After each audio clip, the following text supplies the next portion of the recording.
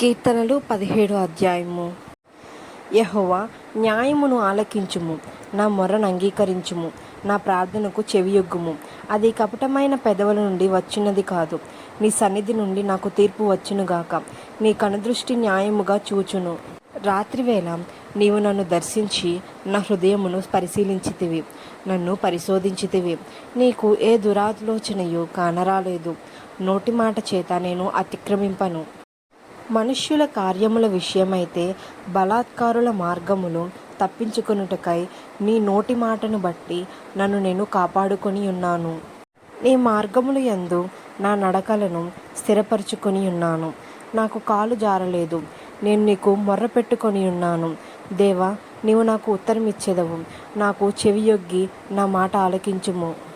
నీ శరణజొచ్చిన వారిని వారి మీదికి లేచువారి చేతిలో నుండి నీ కుడి చేత రక్షించువాడా, నీ కృపాతిశయములను చూపుము. ఒకడు తన కనుపాపను కాపాడుకొనున్నట్లు నన్ను కాపాడుము. నన్ను లయపరచగోరు దుష్టులను పోగొట్టి కాపాడుము.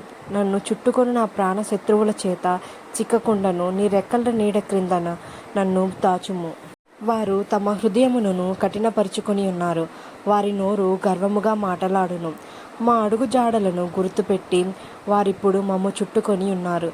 మమ్మను నేలను కూల్చుటకు గురిచూచుచున్నారు.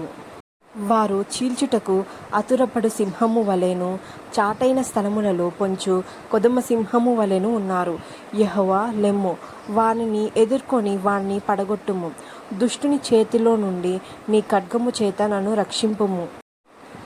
లోకుల చేతిలో నుండి ఈ జీవితకాలములోనే తమ పాలు పొందిన ఈ లోకుల చేతిలో నుండి నీ హస్తబలము చేత నన్ను రక్షింపుము. నీవు నీ దానములలో వారి కడుపు నింపుచున్నావు. వారు కుమారులు కలిగి తృప్తి నొందుదురు. తమ ఆస్తిని తమ పిల్లలకు విడిచిపెట్టుదురు. నేనైతే నీతి గలవాడనై నీ ముఖదర్శనము చేసేదను. నేను మేల్కొనున్నప్పుడు నీ స్వరూప దర్శనమునతో నా ఆశను తీర్చుకొందును.